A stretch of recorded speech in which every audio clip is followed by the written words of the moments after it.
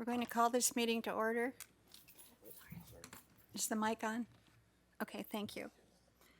And the time is 9:18.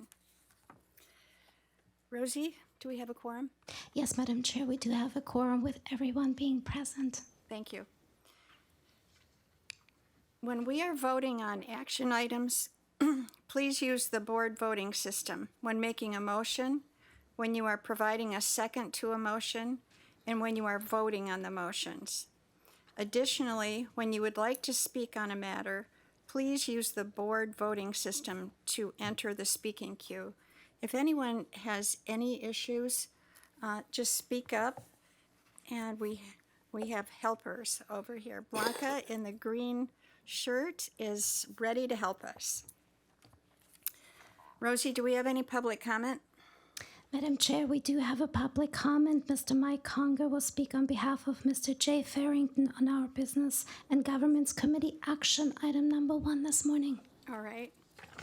And Mr. Conger, I think we will take your comment when we get to that item.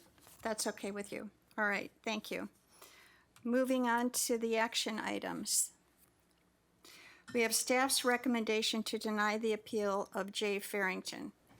And before I open this item up for public comment and discussion by the committee members, I would like to make a motion to send this matter to a hearing officer, as allowed for in our board policy. A hearing officer will adjudicate the disputed fact on the difference of how the county and the city recognize an employee's salary in applying reciprocal benefit rules. I am making the motion. Is there a second? This is Paul, I will second. You have to push the green button. It's over here. Sorry. Paul will make a second.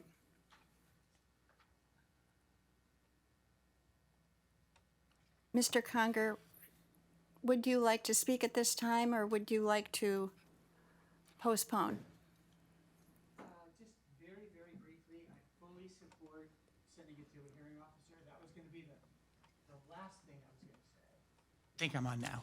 That was going to be the last thing I was going to say, but now it'll be the first. I totally agree. And part of the reason why, and I just think that, as many of you probably know, I've been dealing with pension issues since 1998 when I brought the Corbett case, which is kind of now today famous. But what's been overlooked by staff, and what's really important, is I totally agree that you have to follow the plan. Follow the plan, follow the plan, follow the plan. I'm not trying to create a new rule. But what's being overlooked is part of the plan is San Diego Municipal Code 24.1005, which provides the provisions for reciprocity. And there are 2 provisions of reciprocity, and this is why a hearing officer could really help, because it prevents us from going to a lawsuit, I think. But under subdivision B, the city has adopted certain government code sections, 2 of which are important, and I can read the numbers for you, but 2 of them that are adopted that are important here is Government Code 20353 and 4310.5, each of which say that if adopted, the plan sponsor here, the city, gives the reciprocal person the same rights and benefits that they get under the reciprocal system. And here what's important is Mr. Farrington, who served as a police officer for the city, also has some CalPERS time and some county time. CalPERS has extensive regulations, about what's included in pensionable compensation. It's technically compensation earnable, but and CalPERS included these 2 pay items for Mr. Farrington, and so did SDCERS. SDCERS is the anomaly here. There's a second reciprocity provision that I think just kind of concludes it. It sets it up and it says, the average monthly salary, this is B3, during any period of service as a member of a reciprocal system shall be considered compensation earnable by the member of this system, that's SERS, for computing final compensation for such member, provided he retires concurrently, which he did. So that's really the end of it, because it's a reciprocity issue. And since the other two entities, particularly the county, included these items, it should be included. But I fully support going to a hearing officer. There's another reason under the earnings code documents, which is a much longer than 3-minute saga, that I'm laying 100% at the doorstep of Micah Gary. He screwed it up after we brought and won the Sloan case at the Court of Appeal. Madam Chair, we have reached the 3-minute mark. Okay, he just took out of the city's earnings code document how they figure it out. And the way they figure it out is if everybody in the group or class gets a pay item, it doesn't have to be biweekly, not even under the ordinance, but that's a longer story. So anyway, I support going to a hearing officer. Thank you.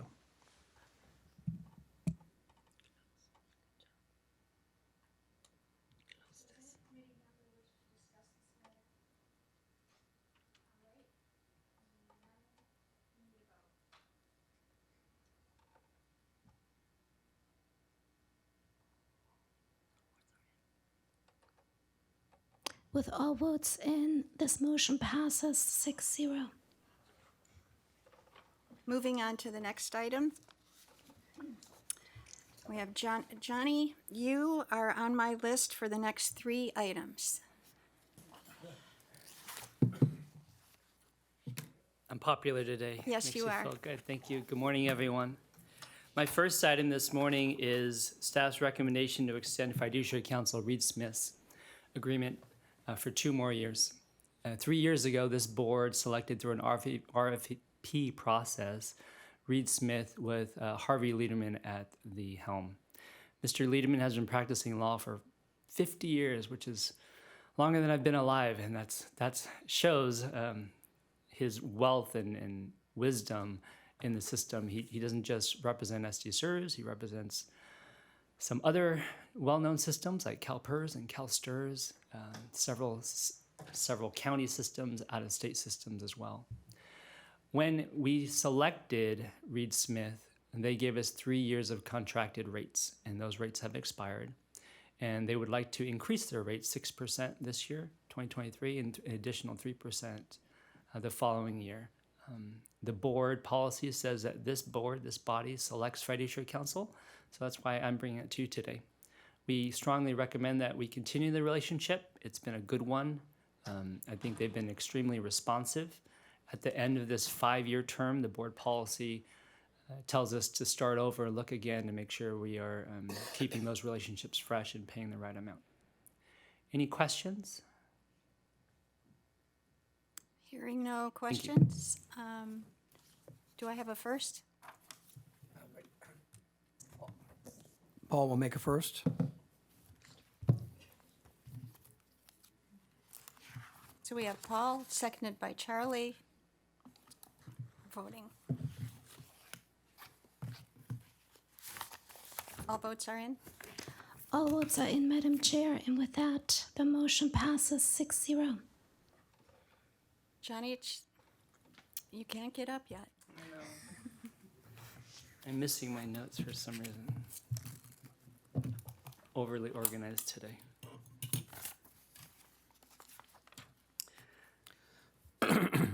The next action item is staff's recommendation to pay QTAC Rock an amount not to exceed $60,000. The board delegated to staff the authority to enter contracts with the annual cost not to exceed $50,000. Based on that delegation of authority, we went out and sought an overview of SDCERS' tax compliance program. When we engaged QTAC Rock through an RFP process, we believed that the engagement would be $50,000. But because of the complexity of the program, we delayed this program because of the COVID pandemic, because of we're working on Prop B, and because we wanted QTAC Rock to fly from Omaha here to present the findings both to the audit committee in November and to this body today to really say what they want to say to this body. We believe that the cost will go over 50,000 but not exceed $60,000. I think you'll see the results of this report that gives us great assurance that our tax compliance program is healthy later this morning. But before that, I would love to get them paid. So with that, I need a first and a second. Okay, we have moved by Tom Battaglia, seconded by me, and now we're voting. All votes are in. Yes, Madam Chair, all votes are in, and with that, the motion passes 6-0. Thank you. On to number 3. Yes. I'm not going to read the title of this one. This is very long. But staff is recommending several changes, and I'll group them into 2 groups. The first is an amendment to the contracting policy, and the second is amendments to various boards, policies, charters, and rules. Let's talk about the contracting policy. I just spoke earlier about how important it is for staff to follow the board's delegation of authority, make sure we don't exceed that, make sure the board does what they want to do, and we do what the board delegates to us. Out of that is this little wrinkle that we've been dealing with, which is, does staff have the authority to make minor amendments to contracts entered into by the board? The policy doesn't speak to that, but staff believes that's an appropriate task for staff when the recommendation improves the relationship and isn't to the level we think that maybe takes a board item every 2 months when we have meetings. So the recommendation is to amend the contracting policy to provide the CEO with the authority to make minor amendments to board entered contracts so long as those amendments aren't contrary to the board's direction. The second group of amendments relates to QTAC ROC's compliance tax overview. They made several minor recommendations. They issued that report in October. Staff has jumped on that already, and we are trying to implement those recommendations. They fall really into 2 groups, or 3 actually. One, that staff will only correct errors through EPCRS, through the approved Internal Revenue Services correction program. Secondly, that the board documents correctly say that we have the authority to administer the plan, to make rules, policies, everything that we do. QTAC ROC thought that was a good recommendation. And the third is that before we forfeit any benefits, that we take advantage of further measures to find and locate these beneficiaries to make sure we try to get the money to the right people before they're forfeited. Any questions? You have the red lines in your material. No questions. Do I have a first? So I have a first, but it's moved by Tom Battaglia and seconded by Charlie. Now we're voting.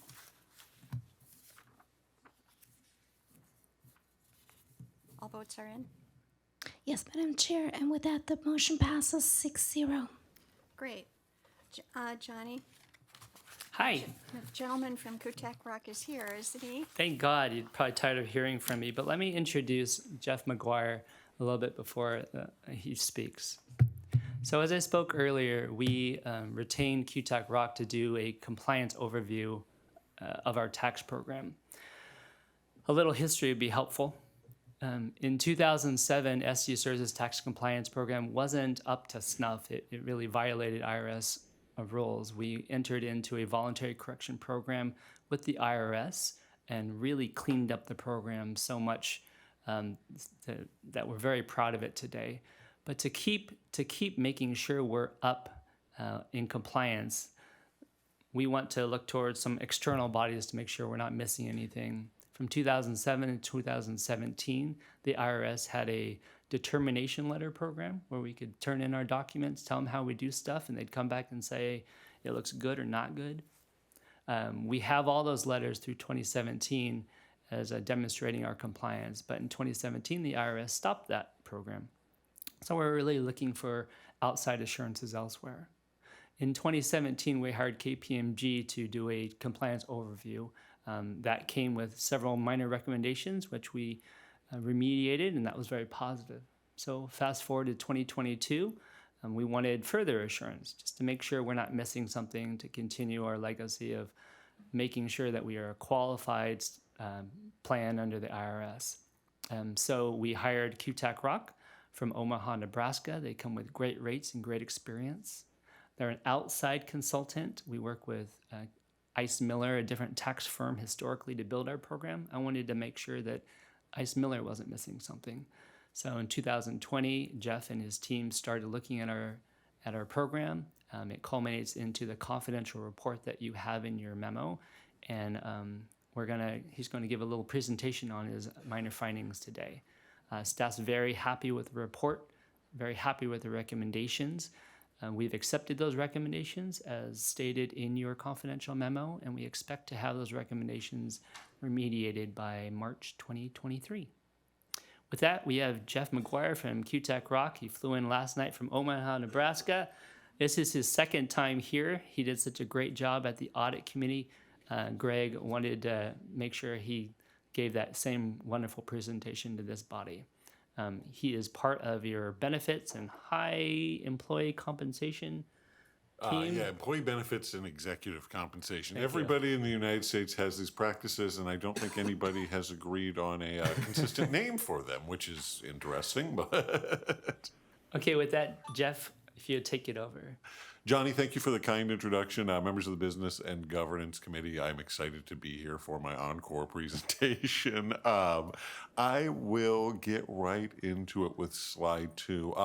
One thing I'll note, because I know there's some overlap, as Johnny mentioned, SDCERS staff has done a great job of working to implement these recommendations. So for the folks who have seen this before, I'll definitely give Johnny and Sarah a little bit of an opportunity to kind of talk through, changes that have been made, that sort of thing.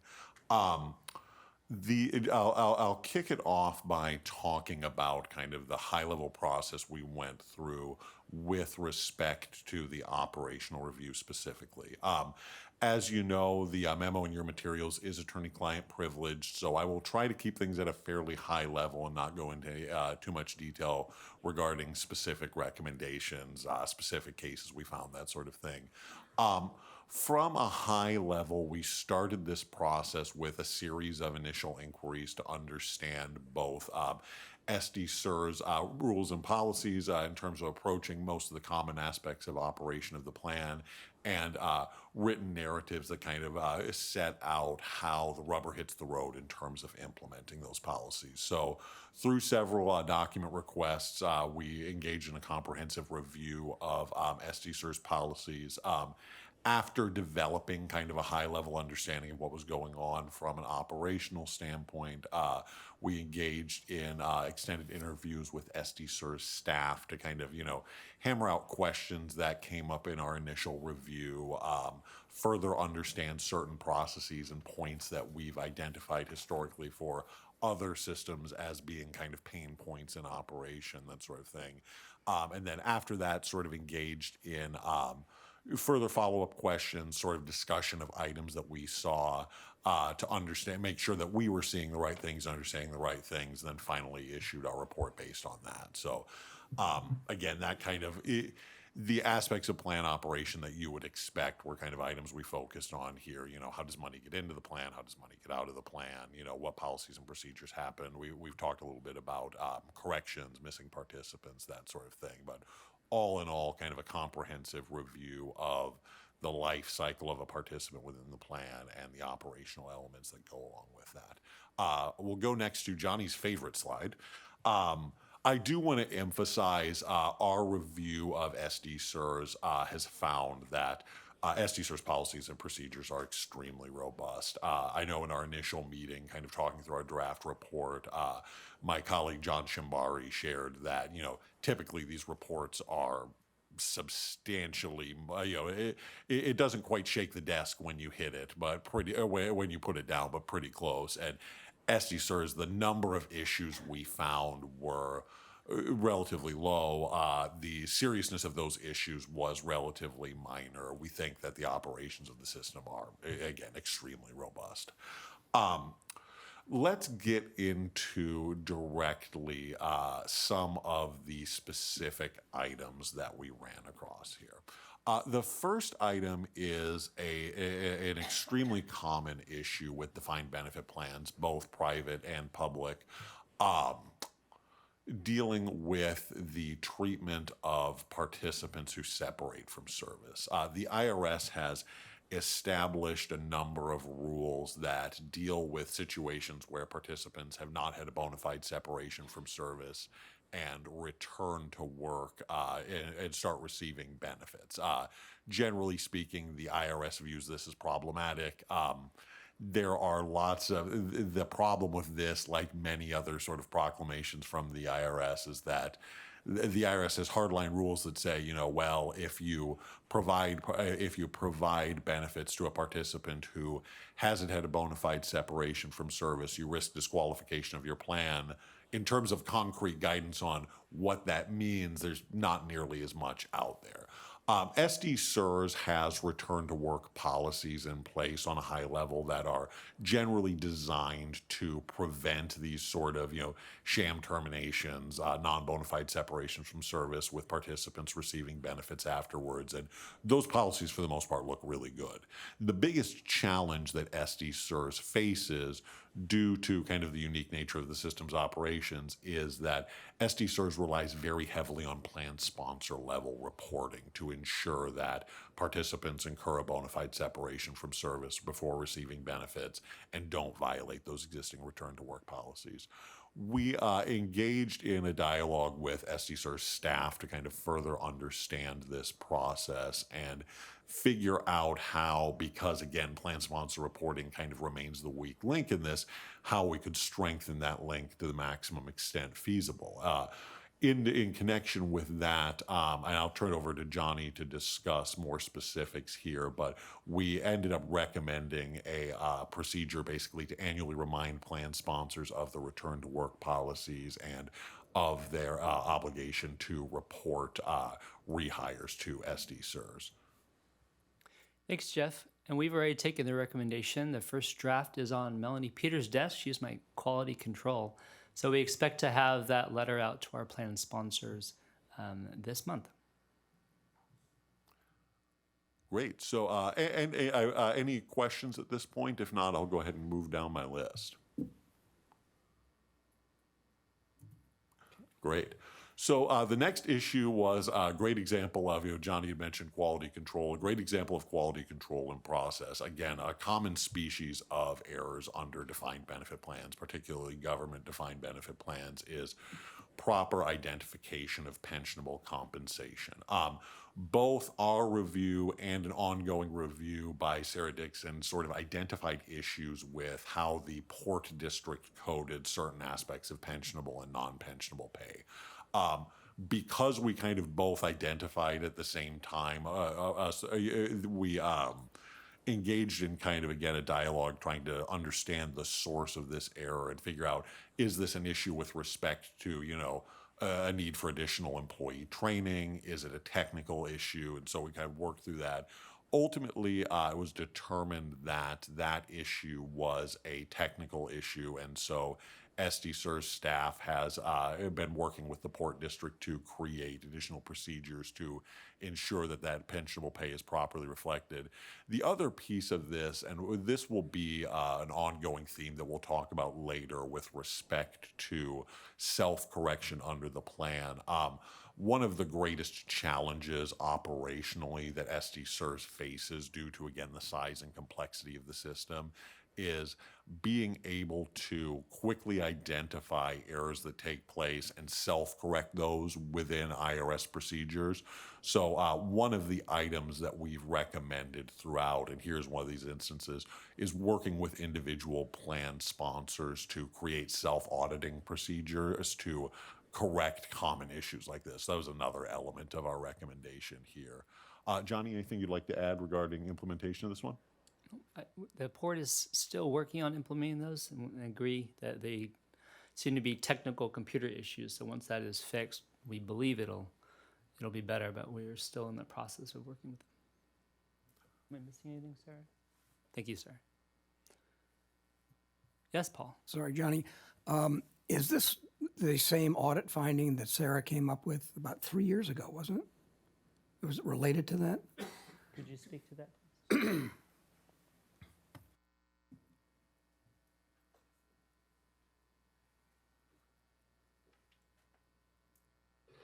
Is this on? Okay. It kind of piggybacks off of it, yes. So I think as part of their process, QTech Rock took a look at my audit reports and audit recommendations. And so I think this is very similar. It kind of dovetails off of all of the findings that I've had related to the port from the past.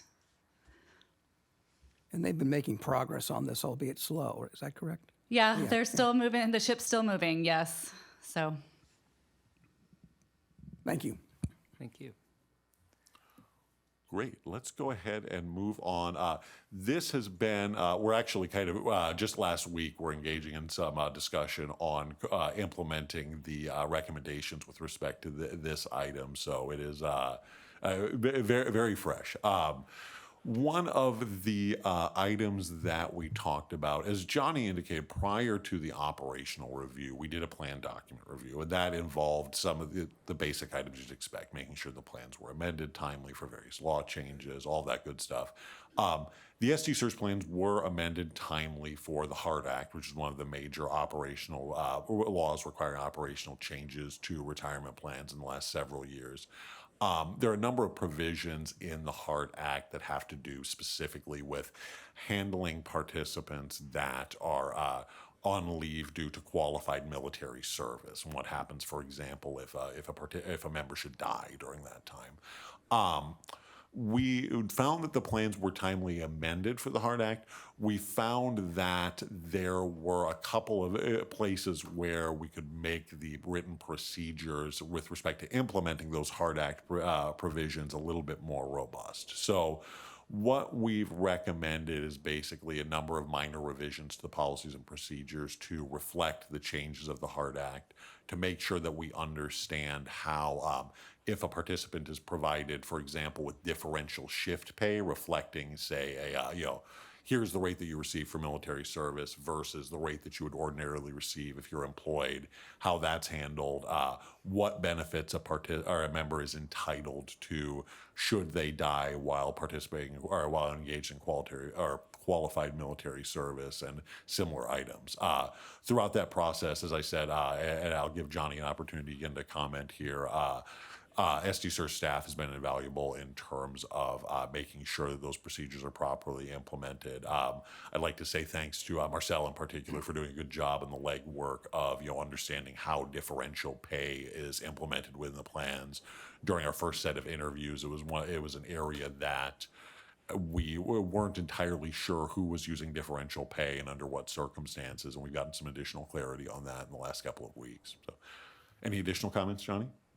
No, really appreciate your expertise. The differential pay and other issues happen so infrequently at SDCERS that it wasn't really on my radar. So I appreciate you bringing that to light and helping me draft the internal procedure that makes it so the next person can do a good job. Yeah, I will say I don't think that's unique at all. I think it is an area that the law change happened and everybody was aware that, yes, our plans had to be amended for it, and then it's the kind of situation where it just doesn't happen all that often, and so it's very easy to say, yes, we've checked the box, the plan is amended, nothing else to do here, but it turns out there are some items on the back end that we have to watch out for.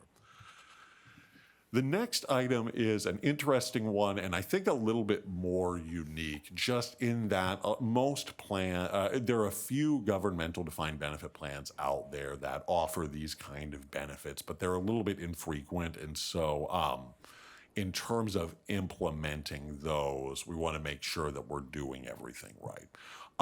The SDCERS, all of the plans administered by SDCERS permit payment of benefits to funeral directors in limited circumstances. Because of the infrequency of that, the extent of written procedures in place for those basically boiled down to a couple of items of correspondence between ICE Miller. We think their approach makes sense, and what they're doing makes sense there. One item that we kind of recommended some clarification around with respect to the handling of these payments is a little bit technical, but I think it's interesting. Has to do with whether mandatory withholding should be taken from those payments. The concept is ordinarily that if you make a lump sum payment to a participant, for example, in what's called an eligible rollover distribution, tax withholding has to be made with respect to that payment because that is compensation to them under the code. They may take advantage of a rollover or something like that, but ultimately it's compensation to them under the code as an eligible rollover distribution. The code is not at all clear on whether you make a payment to, say, a funeral director, whether that represents an eligible rollover distribution and whether that's subject to this mandatory withholding. Ultimately, we think the best reading of the code in this case is that the distribution is not subject to 20% mandatory withholding, largely because the function of whether something is an eligible rollover distribution has to do with whether it can be rolled over to an IRA. And I'm not 100% certain of this, but I'm fairly confident that the tax code doesn't permit a funeral home to set up an IRA. So we made a couple of recommendations with respect to that. And again, that kind of represents, we agree with Ice Miller's approach. We think their counsel there makes sense. This is just kind of, cleaning up a couple of points of clarification and recommending a little bit more formal documentation here. Anything to add, Johnny? All right, this next one is, I think, the most interesting. And again, as I suggested, in my opinion, this represents probably one of the most interesting operational challenges that SDCERS faces. SDCERS is a program that allows plan sponsors to self-correct certain errors. It also provides options for when things get a little bit more beyond the scope of self-correction, but today we'll be focusing on self-correction items. The reason this procedure is so important is that, at least on its face, the IRS kind of takes an all-or-nothing approach to the qualification of retirement plans. Technically speaking, a failure to operate a retirement plan according to its terms, according to the plan documents, is what the IRS calls a qualification error. A qualification error, as the name suggests, can result in the IRS deeming a plan to be disqualified and no longer entitled to any of the tax benefits provided under the code.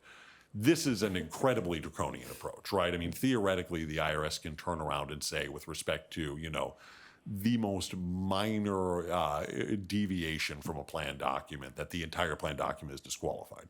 In recognition of that, the IRS set out this procedure, SDCERS, that basically says, we acknowledge plan errors happen, and this is a fact of life. We're not going to go around disqualifying every plan in the universe, but we do want you to make sure that when you have a qualification error, you use the procedures outlined in SDCERS to make sure you correct it in a way that the IRS views as acceptable.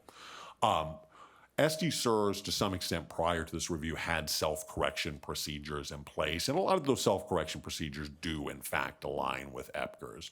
What we've recommended are basically some more formalization of those procedures to make sure that, should there be a subsequent review of the plan by the IRS, that sort of thing, that we can point to and say, yes, we've checked all of the boxes under SDCERS.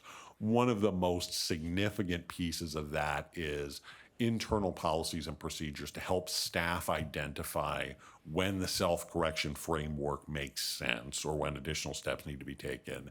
And then one of the other elements of that is basically periodic reporting on the utilization of self-correction procedures. One of the most important and overlooked elements of SDCERS is the need to, if you make a self-correction, properly document that you made the determination that you could self-correct, properly document what you did, properly document how you changed your policies and procedures, and our recommendations are designed to sort of encompass those items. Anything else, Johnny? No. So the second piece of this is complementary to that, and what the core challenge that SDCERS faces in this regard is that there is a limited time frame on when you can self-correct certain operational errors. If you have an insignificant operational error, and that's a term of art that the IRS provides further definition on, and we've kind of, in the policy and procedure changes we've recommended, have added items to help staff determine when an error is insignificant versus when an error is significant. Insignificant items can basically be corrected at any time. You can discover an insignificant item 5 years down the road, correct it, and go on your way. Significant operational errors, which generally is a function of the number of folks affected, the amount of plan assets affected, other indications of the severity of the error, for example, if it occurred for reasons other than, say, an operational oversight, something like that. Any of those items, you have a limited window on when you can correct them. And the long and short of it is you basically have 3 years to correct. Ordinarily, for a single employer, 3 years is plenty of time in a lot of cases to find and correct these errors. Because of the complexity of SDCERS, because of the fact that you have multiple plan sponsors, it is entirely possible that you might find an error in one plan and another error exists in another plan, and given the current auditing schedule, it may be difficult to find, identify, and correct that error within 3 years. In light of that, we had a really good conversation with Johnny and with Sarah regarding auditing capabilities and kind of the ability to, what's the most feasible solution that limits the likelihood of discovering a significant error late and maximizes the amount of time that SDCERS has to correct. Based on that, we came up with a couple of recommendations. As I mentioned before, with respect to the pensionable compensation issue, some of those recommendations have to do with providing self-review and self-auditing guidelines to plan sponsors. Because a lot of these errors are going to originate at the plan sponsor level, it makes sense to sort of share the wealth in terms of finding those errors. The other element of it is to use what auditing staff find, what Sarah in particular finds from audit activity, and sort of share that with other plan sponsors, help understand using her time wisely in off audit year activity with respect to plan sponsors to try to figure out whether, if an error is discovered in one plan, whether that error is taking place in other plans in a timely fashion. Anything else on this one, Johnny? No, I think you covered it. Thank you. Great. All right, the second to last one. This is another area, and the last one as well, is one that represents kind of a perpetual operational struggle for most plan administrators. In recent years, a lot of this guidance has taken place on the DOL level and is not applicable to SDCERS as a government plan sponsor. That being said, it certainly represents best practices as a plan sponsor. The other challenge, and the reason I laugh about this, is even for plan sponsors who are subject to the Department of Labor's enforcement, all of this guidance has been issued in nominally unofficial terms, but when the rubber hits the road, the DOL takes the position that actually that friendly newsletter we sent out 2 years ago is binding guidance. Why do you ask? So I joke, but what the fact of the matter is, this guidance represents sort of the best practices that are out there in terms of what government agencies are looking for, what plan sponsors are implementing. Largely speaking, SDCERS has absolutely implemented what's out there from a best practice standpoint. We made a number of kind of fine-tuned recommendations that dealt with a few major factors. The first of these is the handling of stale checks. Stale checks are less common in the defined benefit plan context, but they do kind of represent a plan administrator's first line of defense against missing participants. If you figure out that somebody's not cashing their checks and you don't have a reason why, it stands to reason that you're mailing these checks to the wrong person. And so you need to update your policies and procedures to understand, A, what you're doing when a stale check happens, and B, making sure that you sort of use that as your initial point for flagging and saying, hey, someone here is missing. We need to take some additional steps to understand what's going on. The second step has to do with, again, best practices regarding using additional resources to find missing members. And Johnny sort of hinted at this at the beginning of his discussion. One of the key pieces that's kind of shown up as a best practice recommendation in recent years is previously government agencies, service providers, all these folks focused very heavily on utilization of, free internet searches and commercially available search programs. All of those resources are great, but in a lot of cases, the plan sponsor or the plan administrator themselves may have additional information available to them that they can get without going outside the organization. They might be able to look at, for example, beneficiary designations under other plans, records under, in the case of SDCERS, individual plan sponsor records, city records, that sort of thing. So in addition to the existing processes, we want to make sure that we're not missing information that's sort of inside our own four walls. The last piece is a little bit of a unique item, but again, owing to the size of SDCERS, the system is in a position where it has some members who have retired abroad. This is an area that's particularly challenging because most of the resources that exist out there to help locate missing participants are focused in the United States. During our operational review, one of the areas that we thought that could use a little bit of additional enhancement was the policies and procedures in place for these international these international retirees, and in particular ensuring that they're still out there, they're still receiving benefits, that we haven't missed someone, for example, who's, passed away and we're sending checks to them despite the fact that they've passed away.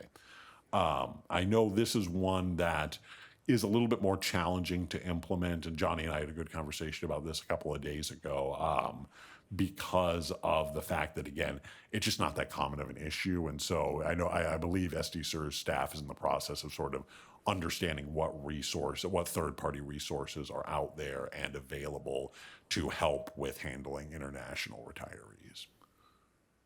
Anything else? The committee just addressed most of these recommendations by adopting action item 4, so good job on that. And then we're cleaning up the rest of it by March. Last Great. slide, right? Last item, yep. So this is, again, I do not think it is possible to review a defined benefit plan of any size without running into issues of beneficiary designations.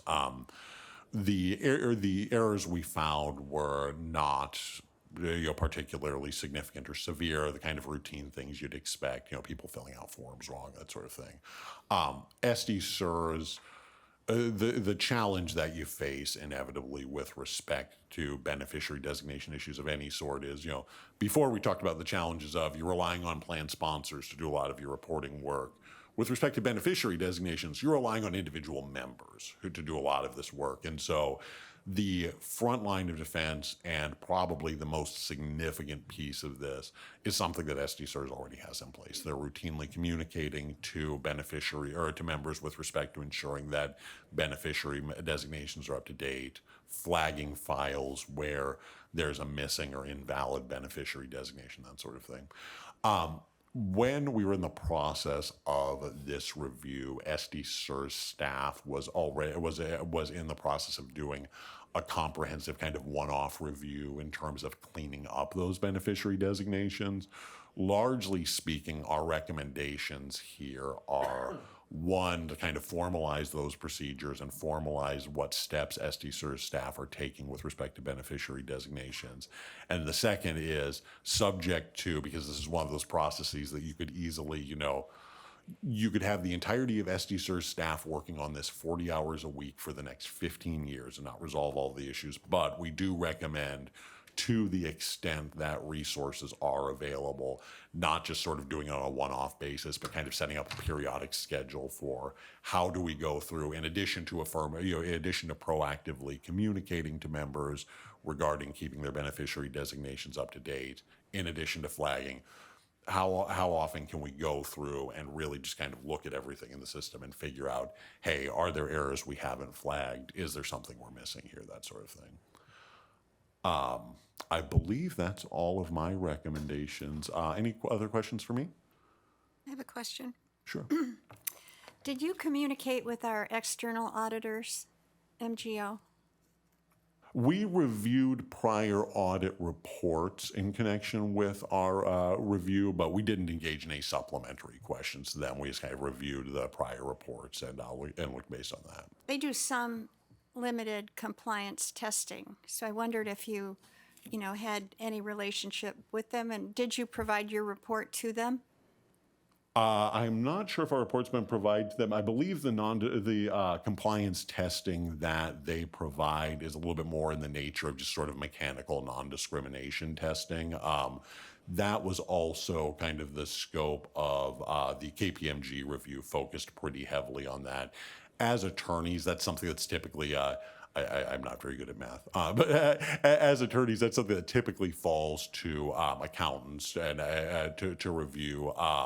That being said, if we saw anything that would have, for example, been a plan design feature or an issue with the way the plan document was written that would contribute to failures in non-discrimination testing, that would have been something we would have issued in our report. From our standpoint, we think the plans are a fairly low risk for systemic non-discrimination testing errors.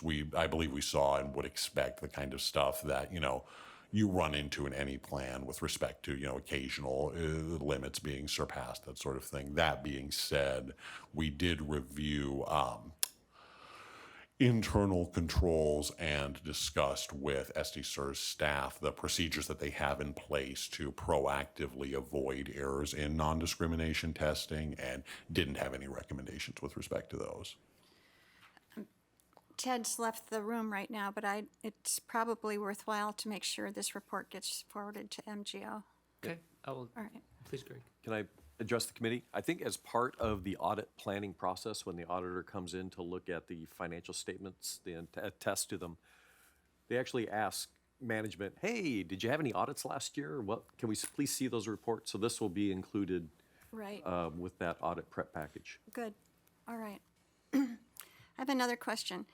Is there any circumstance where a specific plan sponsor can waive or make an exception to the hours worked limitation? That you mean specifically the hours worked limitation with respect to SDCERS return to work policies? It's where a retiree returns to limited work with the plan sponsor. I can speak to that if you want, Jeff. Yeah, if you'd like to. So part of Jeff's expertise analysis is what are the IRS rules concerning return to work. And as I understand, the IRS doesn't have limitations on the hours. There's more interested in a bona fide separation, legitimate retirement. Bobby, I believe what you're talking about is there's restrictions from the city of San Diego under its municipal code of how many hours a retiree can work. And then similarly, there's different hours for the port and airport that they restrict. Concerning the city, it's the city's plan that governs how many hours a retiree can work, and I believe that can be amended and has been amended. For the port and the airport, it's a little different in that it's governed by PEPRA, so state law. So I do not believe the airport and the port would have the individual power to change that state law. I see. All right. And to tie that back to, because again, as Johnny pointed out, there's not really a hard line rule here with respect to return to work. The IRS makes what's called a facts and circumstances determination with respect to that, which basically means that they look at a whole variety of, one of those terms that means nothing and everything, right? They look at a whole variety of factors. One of those factors, although there's not a hard guideline on it, includes how many hours a retiree works. And so typically speaking, the reason for these rules existing is the IRS says, well, take a look at how many hours someone works in determining whether there's been a bona fide separation of service. Unhelpfully, they don't say, this number of hours is good, this number of hours is bad. They leave it to individual plan sponsors and plan administrators to determine. So setting up a bright line rule helps make that determination easier. But to Johnny's point, I mean, it is, at least theoretically, you're looking at the facts and circumstances with respect to individual retirees. So to the extent a plan permits in certain circumstances a plan sponsor to deviate from those rules, that's theoretically permissible. Obviously, making a regular practice of it could theoretically give rise to issues. But if you look at the individual facts and circumstances and determine that, despite this bright line rule, it makes sense for someone to work slightly above that threshold. That's unlikely to present a material risk. All right, thank you. And thank you very much for your presentation. Thank you. As I say, it was a great honor. Thank you. And thank you, this board, for providing the resources to keep our qualified tax status. That's it for me, Bobby. You did a great job, Johnny. All right. And who is doing member services report? Oh, Cynthia is, okay. Would you like someone else to try it? No, but I know we had some missing people. I wasn't sure who, yeah. Okay, great. Pleasure. Hello, everyone. Hello. Hello. Hello, everyone. How are you today? It's good to see everybody. I'm here to talk about board elections. As our friend Charlie Hogquist mentioned earlier, his wonderful term is coming to an end. And also our active safety police member, Lou Maggi, both of their terms end on March 31st. So they have the March meeting, and then we have a whole process in place so that we will have new board members for the May meeting. So where we're at right now is it's a two-step process to fill any board seat. We have a nomination period where the people in that voting group are sent out the letter that tells them that they'd like to run for the position. And what they would need to do is submit a statement, and it's an online process, and that can also be done via phone. And they have to get 10 signatures from the other people in that voting class. So right now we're in that nomination period where people are self-nominating and looking to become a legitimate candidate. That period will end this coming Tuesday, January 17th. Now, I am confident that it's all going to go well. At the moment, we have one person who has submitted their name for the retired board member seat. And there are not any names submitted yet for the active police seat, but I am aware that there is a nomination that will be coming. If there is more than one person who is nominated, that's when you have an election. Okay. If there would only be one person who nominates and receives the full 10 signatures, then there is not an election process. But we won't know that until the end of the day on Tuesday. All is going according to plan. We use an outside vendor that we selected through the full process. It's an independent agency. It's probably, I think, the biggest, largest one that's been in America for a while. They've worked really well for us. And I even got an update from them this morning, and getting a couple signatures in there, but I think there's going to be a lot of activity over the weekend. So additionally, I want you to know that there's a helpline for people to call if maybe they misplaced their letter, and then somebody calls and wants them, is encouraging them to sign somebody's nomination list. So it's wonderful customer service that we've been able to work out for people, and it's on the front page of our website, and we send a letter directly to all the voting people. So I'm pleased with the process, and I'm anxious to see what will happen at the end of the day Tuesday. And then any activity that happens over that time, I know that Greg will report that out during his CEO updates. So looking forward to see what will happen. And that's all I had to share today. Do you have any questions on that? No, thank you very much. Does anybody have questions? No, great. Thank you, Cynthia. Yeah, thank you very much. Is it your turn, Greg? Benefit administration, me, yes. Marcel really wanted to be here today to welcome everybody back in person and see everybody. But regrettably, she has some personal business that came up, which really precludes her from joining us today. So we wish her very well. Thinking about our benefit administration team, over the past year or so, we've had some key retirements and some people being promoted. And so it's been a bit of a challenge, but it's been an opportunity for us to kind of re-engineer how we do business, re-engineer their processes, re-engineer kind of where people are working, how we do the work. And over the past year, it's been a challenge. It's been, any times of change is stressful. But we're starting to get a little bit more normalization. We've invited some new people onto the team, and they're doing well. And so things are getting done. And so if I had to say how we doing in benefit administration, we're getting the work done. So I'm proud of not only Marcel, but we have Sandra Clausen. Is she still in the room? There's Sandra. Kudos to Sandra. Christina Tamayo, Rosa, there's some people that have really kind of stepped up and really shouldered a lot of the work. And also Cynthia Queen and her team, lending in and helping out when and where needed. So we're getting the work done. We're staying ahead of the crush of work. Namely, we've also had the city provide some temporary help to get us through the retiree health care plan renewals and with the Medicare changes. So we're staying ahead of that. So things are going on pretty well. Marcelle, if she was here, she'd also talk about what we call the Project Move 8. As you know, the board approved us renegotiating our lease in the depths of the pandemic, so we actually got a really good lease deal, and part of that lease deal was taking some smaller space for operations up on the 8th floor.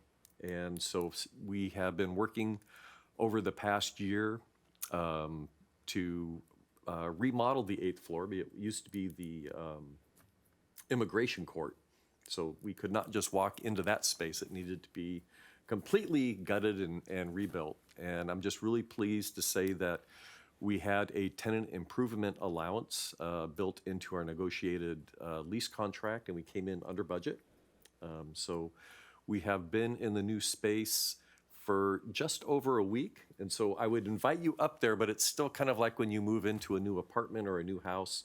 There's still moving boxes. There's no pictures on the wall. There is still just stuff everywhere. So it is not the beautiful place that we envision it to be, but one of these days I'd like to give you all invited a tour up there.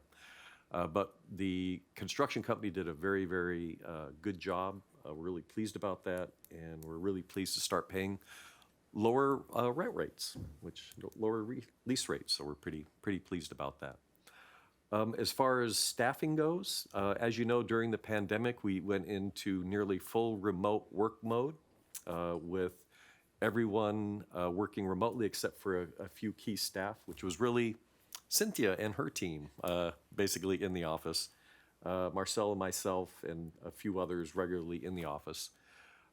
Beginning in July, we went to a hybrid plan where we had 2 days remote. And we operated with that hybrid plan with people back in the office 3 days, hybrid 2 days. And then at the beginning of the year, we said, well, we've been doing that hybrid plan for 2 months. How's that working? What have we learned? And we learned we can add another remote day. So starting next week, we're going to go to 3 remote days, 2 days in the office, and kind of evolve from there. And then after a period of time, we'll take a look at that. I know there's a lot of companies mandating that everybody comes back in the office all week. And there's other companies saying everybody's remote all week. So I think everybody is learning, depending on the nature of their business, on what we're doing. I will say it is a real pleasure to see occasionally now members coming up into the lobby to drop off paperwork. It's just a real pleasure to see our clients face to face again, and really appreciative of our counselors giving the flexibility to not only do in-person appointments, but also virtual appointments. There's a lot of good learning we did through the pandemic that we're just leveraging here with our member services team and with the staff. So that is about it with the benefit administration report. Nothing new on the Prop B. With Prop B, we're kind of, from SDCERS perspective, we're kind of at a lull. As we mentioned before, there was 3 phases to the project. I believe it was back in 2021, in July, the city started having brand new employees who just came to city employment for the first time, go right into the plan. And that was the easiest phase, so we were already set up for that. So that has always been going well. Phase 2 were people such as myself that were hired in between 2012 and 2021. What do we do with those folks? And that was a big negotiation between the city and its unions. We have brought those people, some were given mandatory transfers into SDCERS. Others were given a choice whether they wanted to stay in the city's DC plan or DB plan. And that happened during the summer of 2022. Myself, I'm just proud to say I am a full bona fide SDCERS member now. So that phase 2 went really well. On Friday, the board will be talking about, to me, the last piece of phase 2 is how do we address the city of San Diego's payments for normal cost and some of the unfunded liability that was caused with reopening the plan? How do we put that into our long-term funding plan? And so that last piece of phase 2 will happen this week, so we can give direction to our actuary. Phase 3 is the hardest phase. Thank goodness it was the last phase. And that is for people that between 2012 and 2021 left city employment. And so there's such a non-homogeneous, just a very fact-diverse group of people. How do you bring them or give them the opportunity to come back into the retirement plan? And so the city is currently negotiating with its represented groups on how they're going to do that. And throughout all of this, I really appreciate shout outs to Johnny Tran, Marcel Rossman, Cynthia Queen, Fong Nguyen, and a number of others. I try to name everybody, but I get in trouble because I probably forget to name somebody. But giving all the support to the city as they're making decisions to make sure they don't have regret in some of those decisions. So we've really acted in a very strong support role. And behind the scenes, the SDCERS staff has also been working with its fiduciary council and tax council to make sure that any decisions that are being evaluated by the city and the unions don't have unintended consequences to the SDCERS trust. So we always are champions to take care of the trust throughout this process also. And I'd like to comment that I think the articles in the press have been good. Yes. Yeah, I think it's been good reporting, so I'm sure you've had input on all of that. I Shout hear out your words in there. to Jessica Taylor, our communications manager, and many of us on the SDCERS team in working with the media over the years to get to where we are today. That's great. That's great. Well, thank you. You did a good job. We'll let Marcel know how you handled it. So, Michelle, and congratulations. This is your first meeting as the CIO. Thank you. I appreciate that. And good morning and welcome back into our boardroom after 3 years of not being in here. I'm very excited to provide my first board's update as the new Chief Information Officer. I've supported SDCERS for the last 15 years as the Application Services Manager, and I'm very honored to have the opportunity to support the SDCERS mission in a new role. So I'm looking forward to the future. The last few months have been very busy for the IT team, and I'd like to share a few of our accomplishments. I'm very proud to announce that the SDCERS IT division received the Quality IT Practices Award for the 5th year in a row from the Municipal Information System Association of California. This is an organization of California government IT professionals with a mission to promote leadership, information sharing, and access to resources to enhance local government effectiveness and services. To be considered for this award, applicants submitted a detailed questionnaire along with supporting materials that examines practices across 12 disciplines. Responses are benchmarked to standards, the industry standards, and those that meet or exceed those standards are awarded this award. Receiving this award is an honor and a tribute to the dedication and performance of the SDCERS IT staff and contractors. As you've heard, SDCERS is now settling into our new offices. IT had a critical role managing many aspects of this move, primarily coordinating with vendors to extend the network and voice services from the 4th floor to the 3rd floor, audio-video vendors to configure our conference rooms and new seminar room, and the installation of a security to secure our new data center or our new switch room upstairs and our offices. We worked on a very tight timeline, but with a collaborative effort from our IT team, we were able to have offices configured and open on January 3rd. I'd like to thank CGI for providing a team to help deconstruct workstations prior to this move. This team included our embedded contractors, Anna Rourke and Dan Fernandez, along with several other CGI members.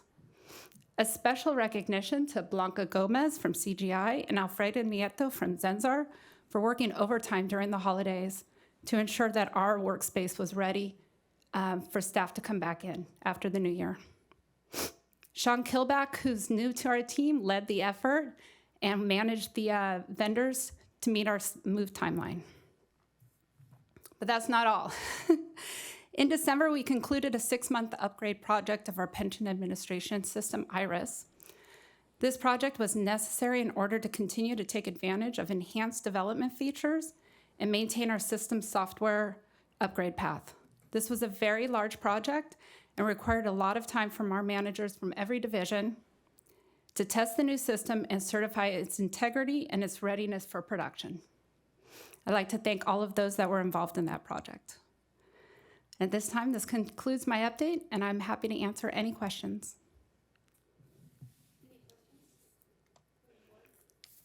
Thank you, Thank you very much. and congratulations to you and your team.